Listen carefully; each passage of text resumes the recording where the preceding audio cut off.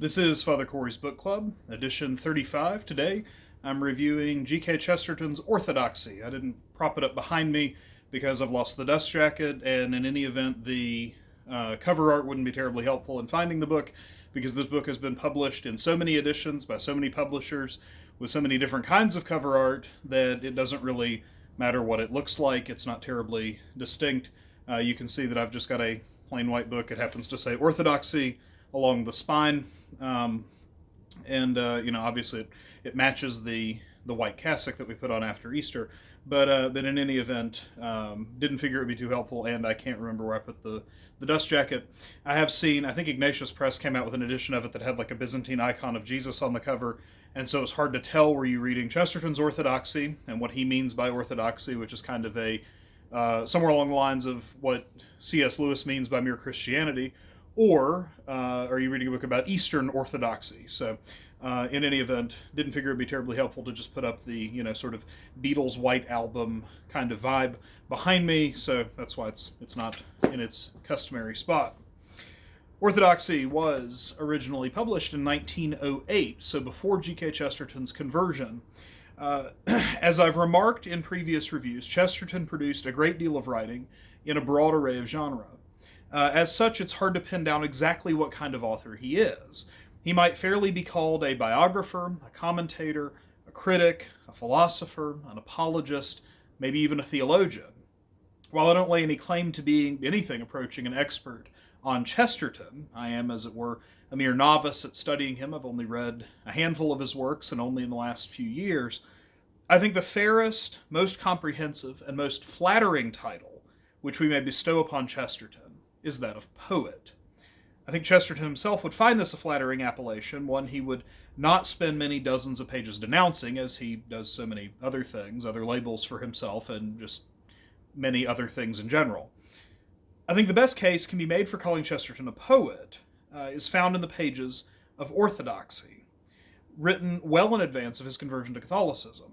The book is sometimes thought of as a work of apologetics or philosophy, and might rightly also be called something of an intellectual and spiritual biography, in a similar vein as Augustine's Confessions. Chesterton begins by engaging the present status of things, dissecting the maniacal streams of thought, and really unthought, found in the world around him. From there he proceeds to outline the case for coming to believe in the Christian faith.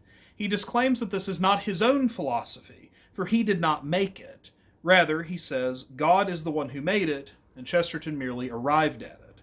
Orthodoxy is the story of his discovery of Christianity, and really the story of his wonder and amazement at what he thought was a new and groundbreaking discovery, as though he were the first one to find it, and his further wonder at realizing he had merely sailed to and discovered a place he already called home. The book is rightly called poetic on the more peripheral surface level because his writing flows in a very cadenced, balanced style, with winding and twisting wordplays adding spit and vinegar to his already pithy thought and rhetoric.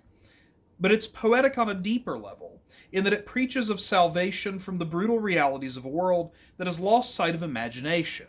Indeed, Chesterton says, it is not the man who's lost the use of his reason who goes insane, but the man who has lost everything but his reason. He does not denounce reason and logic, but rather places them in their proper context. Imagination gives one the freedom to seek the truth in its totality. Chesterton is an author of broad interests and broad skill in writing on broad topics and in broad genera, and so it doesn't seem fitting to say, if you only read one book, you ought to read this one. But if we were to point to such a book within the Chestertonian corpus, one that is the best representative of his thought, Orthodoxy certainly stands out as that one. As with all his work, it is a challenging book, and it will challenge one's entire way of thinking. If you want to see how, here is a quote from the book that I used as sort of the header in the written version of this review. Imagination does not breed insanity. Exactly what does breed insanity is reason. Poets do not go mad, but chess players do. Mathematicians go mad and cashiers, but creative artists very seldom. I am not, as will be seen, in any sense attacking logic. I only say that this danger does lie in logic, not in imagination. So that's edition 35 of Father Cory's Book Club. Next week we will conclude our series on Chesterton with The Everlasting Man. From there I'm thinking of doing a series on books written as kind of the novelization of the life of Christ, where various authors have attempted to reflect on the life of Christ in kind of a more narrative format rather than maybe how the Gospels taken separately kind of lay it out. So we'll look at those starting after we wrap up the Chesterton series next week with The Everlasting Man. God bless.